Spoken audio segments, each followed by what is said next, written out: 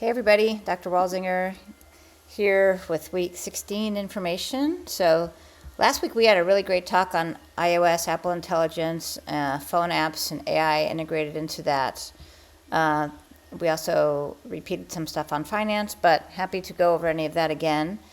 This week we're going to concentrate on health and wellness. So there's a lot going on in this module. So first of all, let's look at the module.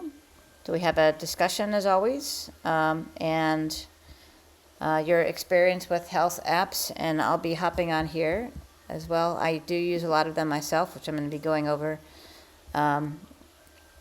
So for blood pressure monitoring, I actually have one that is newer that is recommended from doctors and some people I know that use them, and I'll get to that.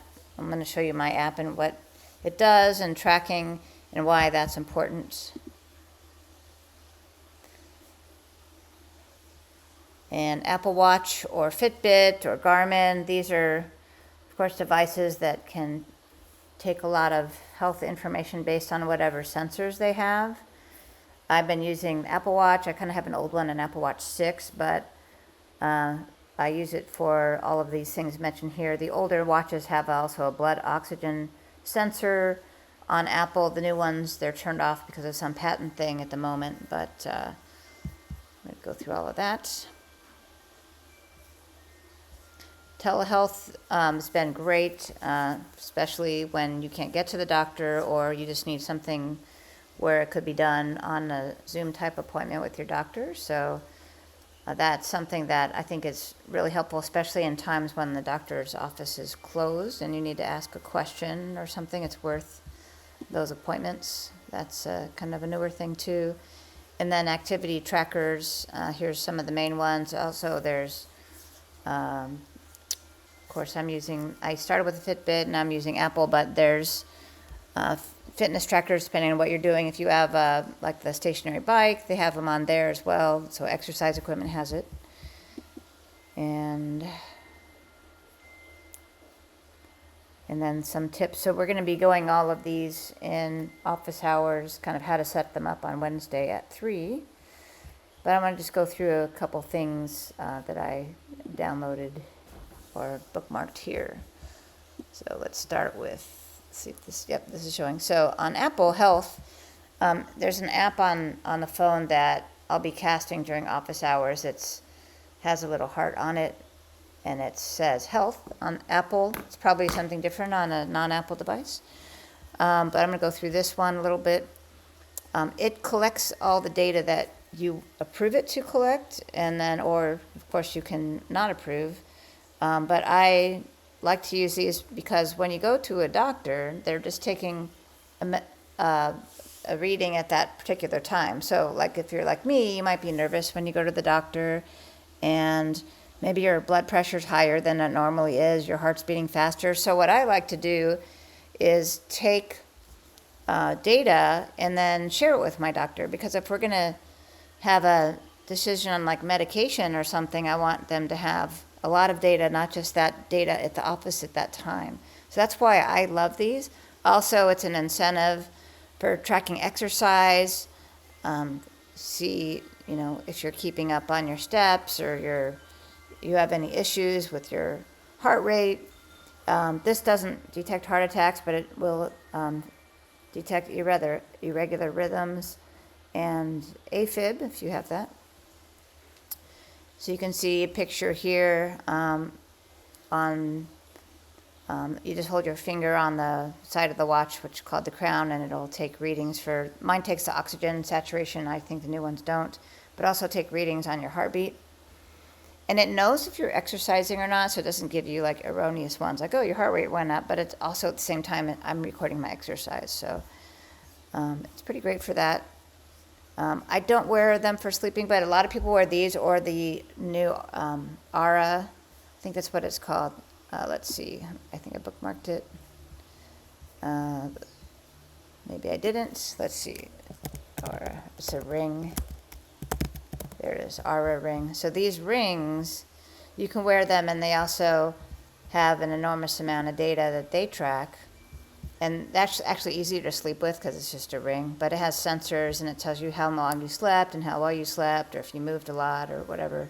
I'm not sure even how it works. Seems like magic. It's in a ring, but it gives you a lot of data on stress,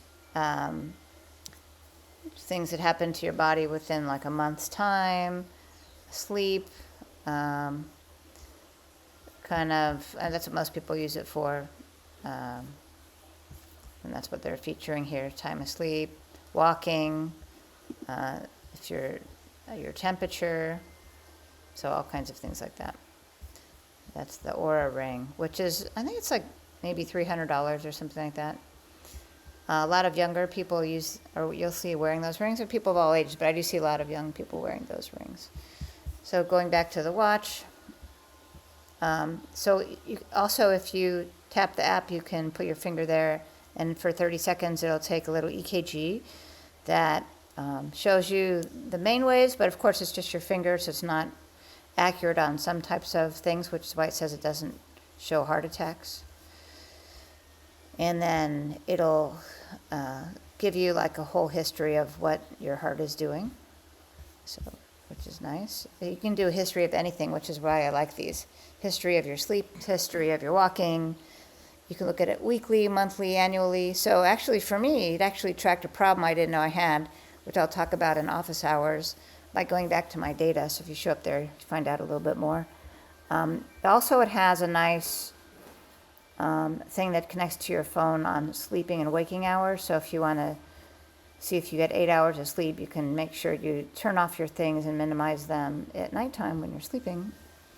And you can have automatic alarms to remind you that it's bedtime and wake you up as well. Hearing, this is the one that I see a lot that's blowing up. You can put some AirPods in your ears and it'll measure, do like a hearing test, but also warn you when you're over 90 decibels, which happens to me like in exercising classes when they're playing the music too loud, for example, or at a concert or something. And that's when you should be carrying earplugs to cancel out that noise. So it's good to know like when that's happening and try to reduce your daily noise levels. So that also tracks. Fitness, most people have a fitness counter, so it will track your steps or your activity. You can tell it whether you're doing a certain activity as well, so like swimming, walking, treadmill, sport, whatever it is, and it'll track all of that. And you'll have like a daily and weekly goal, and that's really important as we all age together and how you're doing that, so make sure you're not being sedentary, if you can be up and about. So I use that a lot. If you go to classes like at a gym, which if you're on Medicare, one of the parts of Medicare covers silver sneakers, so all the chains are free, then those exercise classes will usually cover you for these goals for the week, like yoga or Zumba or Pilates or something like that.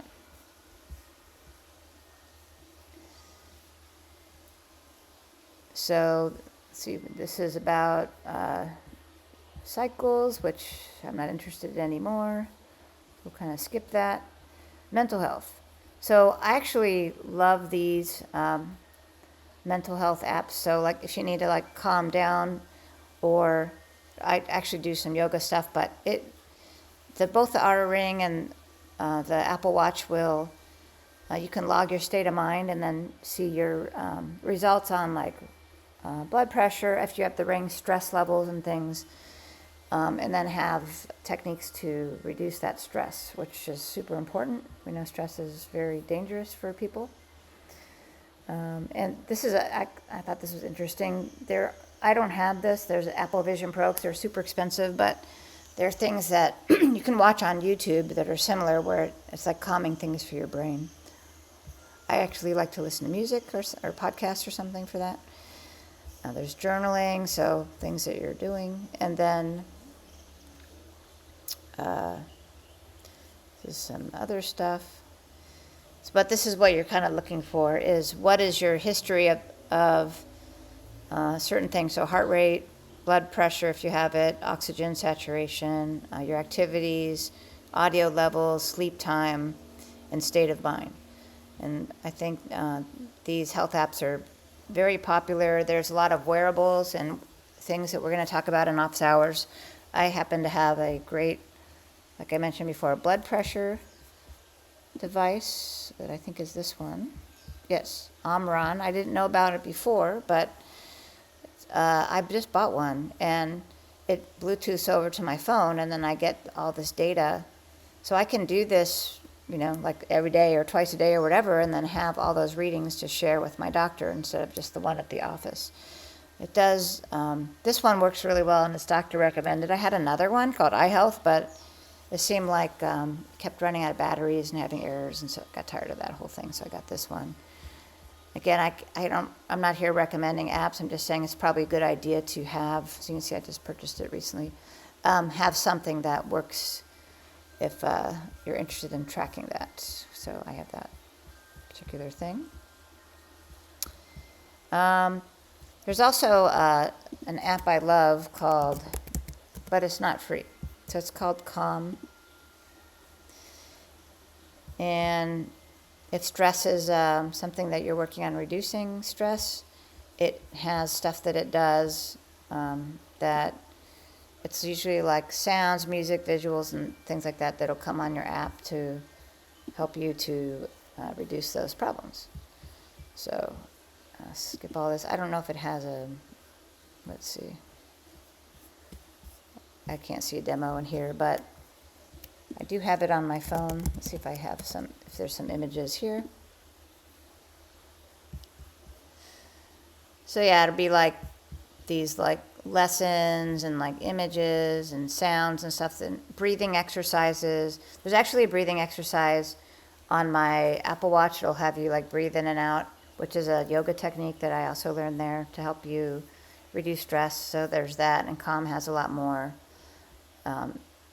techniques involved in there. So that's what that kind of looks like. So there's a lot to talk about, and again, we'll be talking about those in office hours, but that's what this module is about. And I hope you enjoy this one and get some stuff out of it, and it'd be great. We can share some stuff together on maybe some techniques that we do. My favorite one, this heart rate. Sometimes I'm like, when I'm stressed and I don't know it and my heart rate goes up, I'll be like, oh, like, is that a problem? Like, I can look back at my data, see what's going on. It's really fantastic. The other one that I didn't talk about that I just remembered is about falling. So the Apple Watch has a fall detector. And I think a lot of the other devices do too. So it has a accelerometer and a gyroscope. If you fall down, it can call 911 for you, or you can say it's okay. So sometimes people fall and they get unconscious, and it can call the paramedics for you. So it tells you how to set that up in there. So always on or only during workouts or whatever. So it's another great feature, because a lot of times when you fall, no one's there, and you might be injured or something like that, and you need help. So I love this because there's another device where you can push a button of this thing on your neck, which has been popular till now, and it charges a large monthly fee, but this is just included in the watch, so I like it for that reason. So that is a little bit about what we're going to talk about this week. Go back into my Canvas shell, which I guess I lost it here for a minute. So you get to see me go through all of this again. Also, I just want to mention, I saw a note today that there's sign-ups. My summer class is full, but I'm adding everybody on the waiting list. And then I saw today there's sign-ups for the fall. For the fall, I'll be teaching, this class, asynchronous, and I'm teaching advanced, which will be doing some projects. And that'll be on Wednesdays at this time, so that'll be meeting 3 to 5 on Wednesdays. So for this intermediate class, I'll have to move the office hour for that. This is the last module that I wrote, so maybe during office hours we'll talk about other things that we want to do together in our remaining time in May until summer school starts. So that's it for this week, and I'll see you Wednesday.